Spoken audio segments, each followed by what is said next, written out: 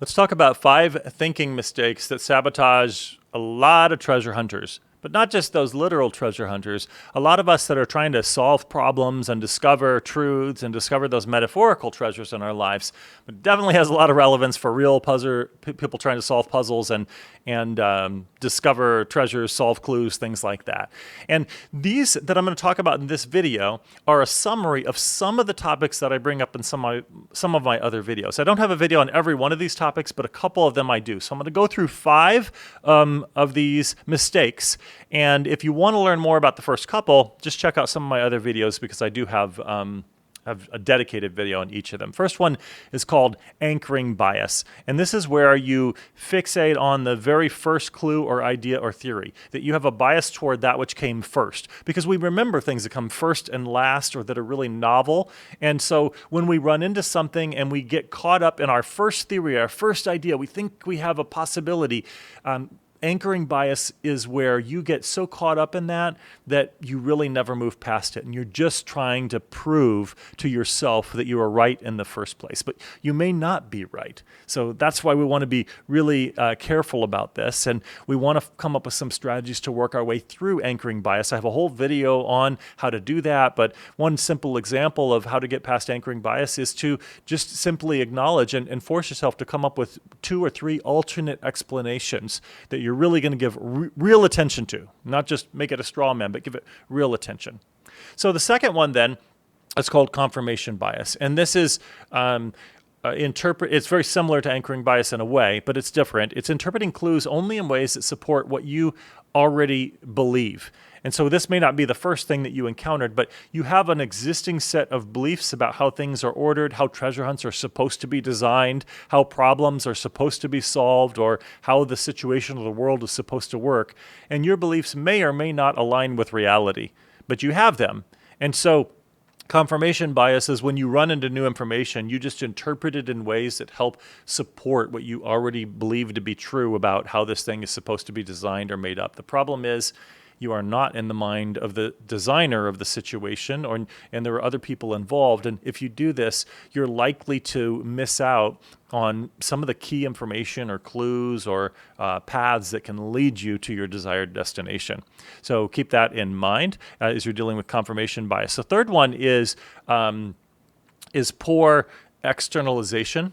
So you're just relying on trying to keep everything in your head, and you're not getting it out of your head into something you can use before. I've mentioned this in different ways in a lot of other videos, but use note-taking, use charts and graphs, use ways to kind of organize your thoughts, because the problem is our brains can only hold so much information in our memory at one time. So we want to find some ways to get it out in front of us and we can look at it. That's why you see even in these crime-solving films and things like that, you'll see that someone has a board or a wall where they're putting all the different clues, and they will go and they'll stare at the wall to try to make sense of different things. That's because they can't have all of that information in their mind's eye at one time. And so they're putting it out there, and that allows them to kind of attend to more at the same time. So don't be afraid to create a wall or a board or a notebook or something like that that allows you to actually externalize and put things into some different structures you can play around with. That's going to help you see things that you couldn't see.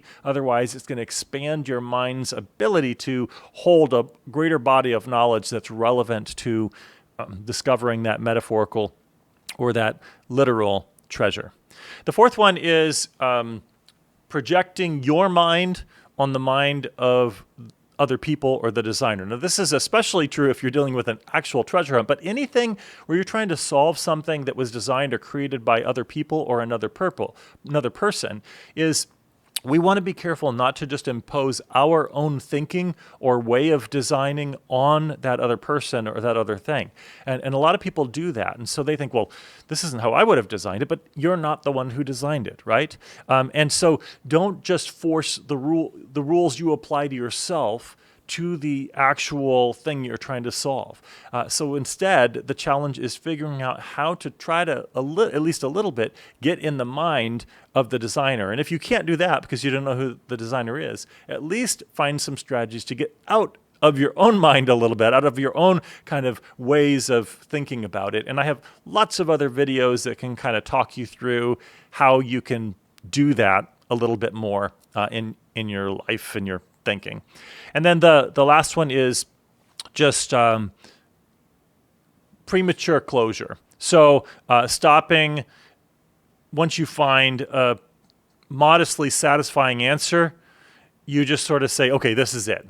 Instead of really verifying it, really digging in and vetting it and kind of playing devil's advocate and looking at the weaknesses and the downsides of it, you come up with it, you get the answer, you want to run with it, and you just go after it. Now, sometimes it can actually be useful to come up with a quick theory, to test it, to experiment, get lessons from it, and then try a new one. That actually is a valid approach to problem solving and treasure hunting, metaphorical and literal, in certain cases. At certain times of the search, that can be really relevant. But just the idea of saying, okay, I have the solution. Now I'm going to stop thinking about anything else. I've ruled everything else out. I'm just going to be laser focused on this one thing, nothing else, and just kind of saying it's there or it's nowhere kind of mindset.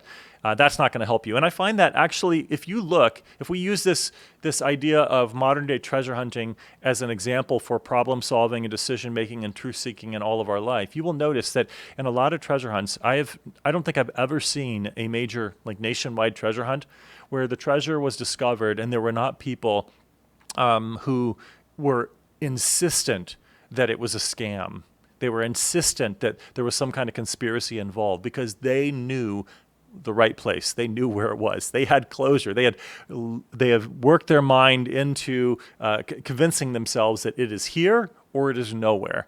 And that's rarely the case. Those individuals are usually not the ones who discover the treasures. And oftentimes, if we let ourselves get into that thinking, we find ourselves not being able to solve the big problems or discover the really important truths as well.